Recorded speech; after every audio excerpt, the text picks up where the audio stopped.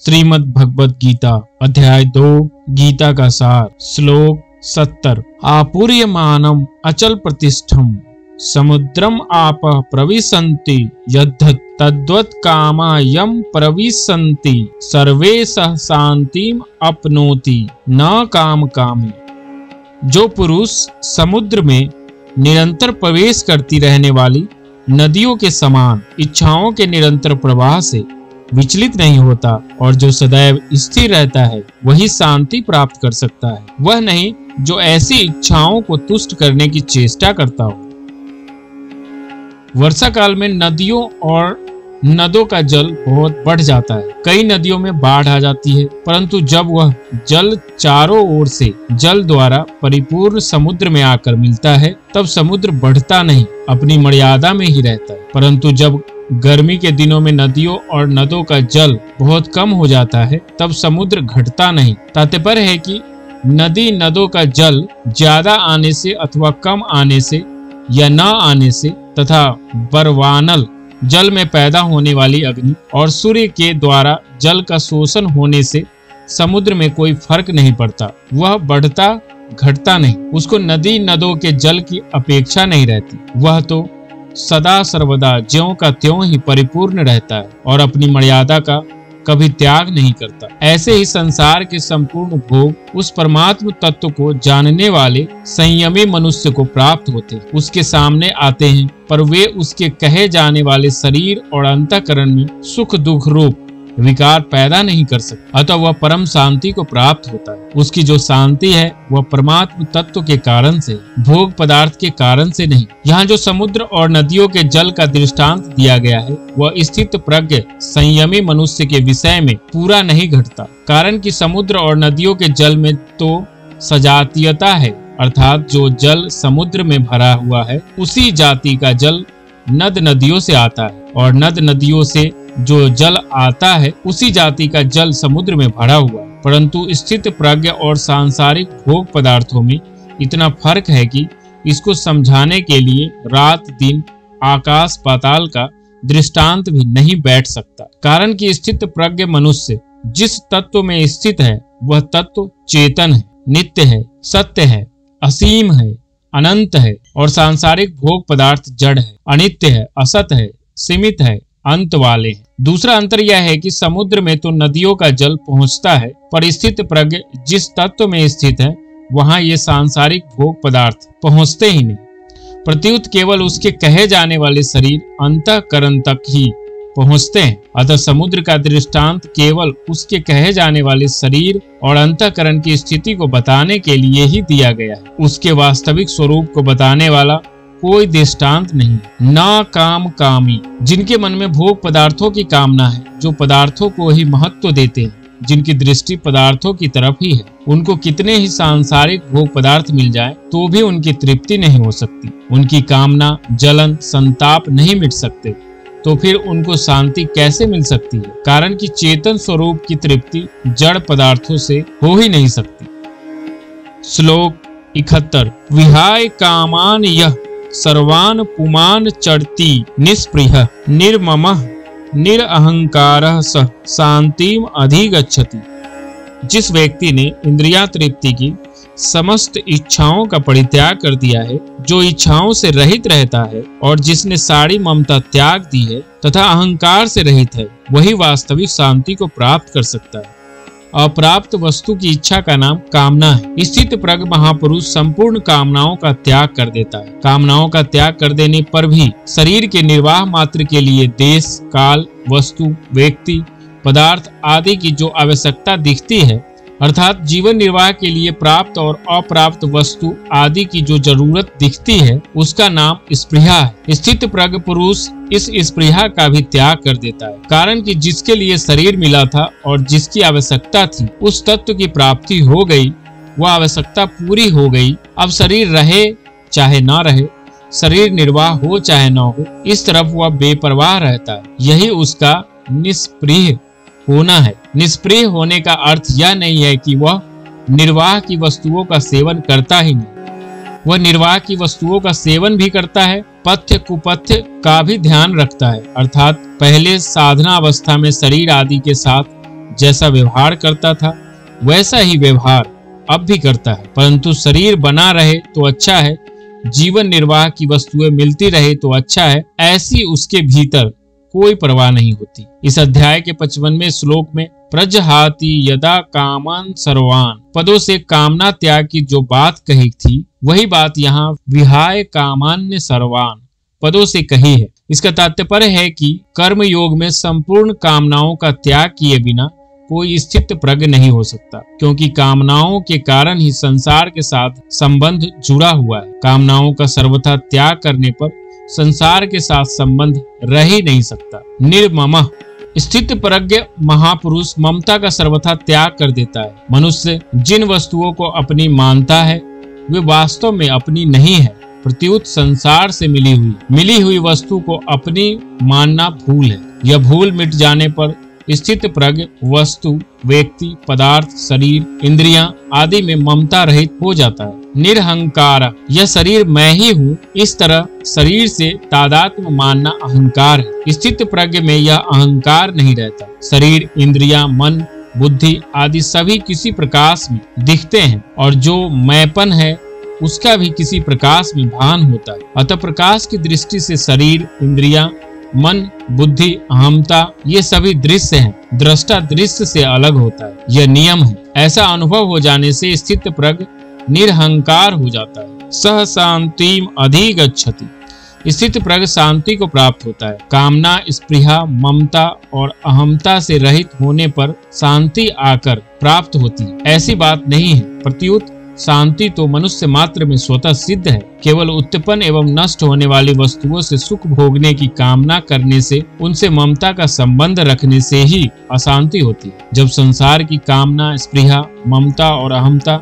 सर्वथा छूट जाती है तब स्वतः सिद्ध शांति का अनुभव हो जाता है। इस श्लोक में कामना, स्पृहा, ममता और अहमता इन चारों में अहमता ही मुख्य है, कारण कि एक अहमता के निषेध से सबका निषेध हो जाता है। अर्थात यदि मैंपन ही नहीं रहेगा तो फिर मेरापन कैसे रहेगा और कामना भी कौन करेगा और किस लिए करेगा। जब निरहंकार कहने मात्र से कामना आदि का त्याग उसके अंतर्गत आ जाता था तो फिर कामना आदि के त्याग का वर्णन क्यों किया। इसका उत्तर यह है कि कामना, स्पृहा, ममता और अहमता इन चारों में कामना स्थूल है, कामना से सूक्ष्म स्पृहा, स्पृहा से सूक्ष्म ममता और ममता से सूक्ष्म अहमता है। अतः साधक पहले कामना, स्पृहा और ममता का त्याग कर दे तो अहमता का त्याग करना उसके लिए सुगम हो जाएगा। शास्त्रीय दृष्टि से पहले कामना का त्याग, फिर स्पृहा, ममता और अहंकार का त्याग बताया जाता है, परंतु साधक की दृष्टि से पहले ममता का त्याग, फिर कामना, स्पृहा और अहंकार का त्याग करना ही ठीक है। ममता प्राप्त वस्तु की और कामना अप्राप्त वस्तु की होती है। सबसे पहले ममता का त्याग करना सुगम पड़ता है। मनुष्य पहले ममता से अर्थात प्राप्त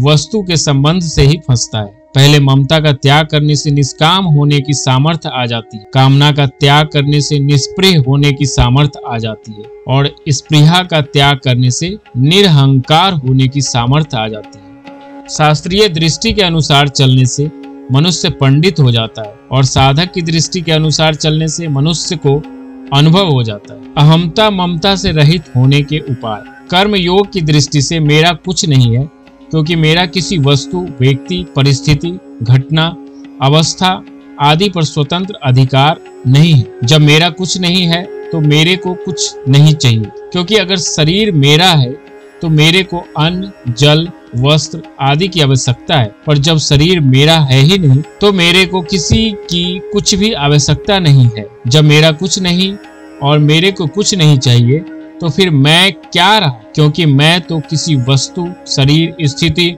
आदि को पकड़ने से ही होता है। मेरे कहलाने वाले शरीर आदि का मात्र संसार के साथ सर्वथा अभिन्न संबंध है। इसलिए अपने कहलाने वाले शरीर आदि से जो कुछ करना है वह सब केवल संसार के हित के लिए ही करना है, क्योंकि मेरे को कुछ चाहिए ही नहीं। ऐसा भाव होने पर मैं का एक देशीयपना आप से आप मिट जाता है और कर्म योगी अहमता, ममता से रहित हो जाता है। सांख्य योग की दृष्टि से प्राणी मात्र को मैं हूँ इस प्रकार अपने स्वरूप की स्वतः सिद्ध सत्ता का ज्ञान रहता है। इसमें मैं तो प्राकृतिक का अंश है और हूँ सत्ता है। यह हूँ वास्तव में मैं को लेकर है। अगर मैं न रहे तो हूँ नहीं रहेगा। प्रत्युत है रहेगा। मैं हूँ, तू है, यह है और वह है, ये चारों व्यक्ति और देश काल को लेकर है। अगर इन चारों को अर्थात व्यक्ति और देश काल को ना पकड़े तो केवल है ही रहेगा, है में ही स्थित रहेगी। है में स्थिति होने से सांख्य योगी अहमता ममता से रहित हो जाता है। भक्ति योग की दृष्टि से जिसको मैं और मेरा कहते हैं वह सब प्रभु का ही है, कारण कि मेरी कहलाने वाली वस्तु पर मेरा किंचित मात्र भी अधिकार नहीं है, परंतु प्रभु का उस पर पूरा अधिकार है। वे जिस तरह वस्तु को रखते हैं, जैसा रखना चाहते हैं वैसा ही होता है। अतः यह सब कुछ प्रभु का ही है, इसको प्रभु की ही सेवा में लगाना है। मेरे पास जो शरीर, इंद्रियां, मन, बुद्धि है, यह भी उन्हीं की है और मैं भी उन्हीं का हूँ। ऐसा भाव होने पर भक्ति योगी अहमता ममता से रहित हो जाता है। श्लोक 72। ऐसा ब्राहि स्थिति पार्थ न एनाम प्राप्य विमुहाति स्थित्वा आस्यम अंतकाले अपि ब्रह्म निर्वाणम ऋच्छति। यह आध्यात्मिक तथा ईश्वरीय जीवन का पथ है जिसे प्राप्त करके मनुष्य मोहित नहीं होता। यदि कोई जीवन के अंतिम समय में भी इस तरह स्थित हो तो वह भगवत धाम में प्रवेश कर सकता है। यह ब्राह्मी स्थिति है, अर्थात ब्रह्म को प्राप्त हुए मनुष्य की स्थिति। अहंकार रहित होने से जब व्यक्तित्व मिट जाता है तब उसकी स्थिति स्वतः ही ब्रह्म में होती है, कारण कि संसार के साथ संबंध रखने से ही व्यक्तित्व था। उस संबंध को सर्वथा छोड़ देने से योगी की अपनी कोई व्यक्तिगत स्थिति नहीं रहती। अत्यंत नजदीक का वाचक होने से यहाँ ऐसा पद पूर्व श्लोक में आए विहाय कामात् निस्पृह निर्ममः और निरहंकार पदों का लक्ष्य करता है।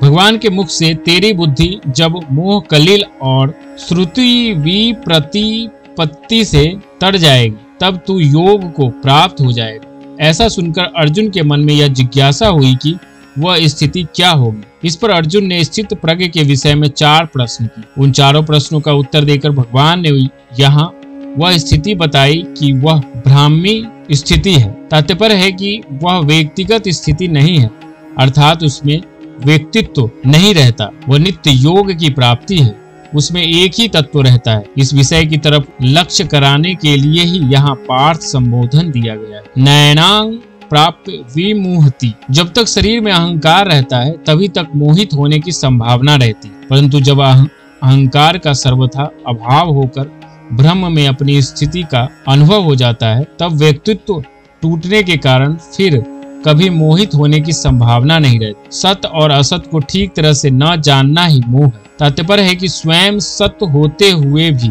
असत के साथ अपनी एकता मानते रहना ही मोह है। जब साधक असत को ठीक तरह से जान लेता है तब असत से उसका संबंध विच्छेद हो जाता है और सत्य में अपनी वास्तविक स्थिति का अनुभव हो जाता है। इस स्थिति का अनुभव होने पर फिर कभी मोह नहीं होता। स्थित्वा आस्यम अंतकाले अपि ब्रह्म निर्वाणम ऋच्छति। यह मनुष्य शरीर केवल परमात्म प्राप्ति के लिए ही मिला है, इसीलिए भगवान यह मौका देते हैं कि साधारण से साधारण और पापी से पापी व्यक्ति ही क्यों न हो, अगर वह अंत काल में भी अपनी स्थिति परमात्मा में कर ले, अर्थात जड़ता से अपना संबंध विच्छेद कर ले, तो उसे भी निर्वाण ब्रह्म की प्राप्ति हो जाएगी। वह जन्म मरण से मुक्त हो जाएगा। ऐसी ही बात भगवान ने 7वें अध्याय की 30वें श्लोक में कही है कि अधिभूत, अधिदैव और अधियज्ञ एक भगवान ही है। ऐसा प्रयाण काल में भी मेरे को जो जान लेते हैं वे मेरे को यथार्थ रूप से जान लेते हैं, अर्थात मेरे को प्राप्त हो जाते हैं। 8वें अध्याय के 5वें श्लोक में कहा गया है कि अंत काल में मेरा स्मरण करता हुआ कोई प्राण छोड़ता है वह मेरे को ही प्राप्त होता है, इसमें संदेह नहीं। दूसरी बात, उपयुक्त पदों से भगवान उस ब्राह्मी स्थिति की महिमा का वर्णन करते हैं कि इसमें यदि अंत काल में भी कोई स्थित हो जाए तो वह शांत ब्रह्म को प्राप्त हो जाता है। जैसे समबुद्धि के विषय में भगवान ने कहा था कि इसका थोड़ा सा भी अनुष्ठान महान भय से रक्षा कर लेता है, ऐसे ही यहाँ कहते हैं कि अंत काल में भी ब्राह्मी स्थिति हो जाए, जड़ता से संबंध विच्छेद हो जाए तो निर्वाण ब्रह्म की प्राप्ति हो जाती है। इस स्थिति का अनुभव होने में जड़ता का राग ही बाधक है। यह राग अंत काल में भी कोई छोड़ देता है तो उसको अपनी स्वतः सिद्ध वास्तविक स्थिति का अनुभव हो जाता है। यहाँ यह शंका हो सकती है कि जो अनुभव उम्र भर में नहीं हुआ वह अंत काल में कैसे होगा। अर्थात स्वस्थ अवस्था में तो साधक की बुद्धि स्वस्थ होगी, विचार शक्ति होगी, सावधानी होगी तो वह ब्राह्मी स्थिति का अनुभव कर लेगा। परंतु अंत काल में प्राण छूटते समय बुद्धि विकल हो जाती है, सावधानी नहीं रहती।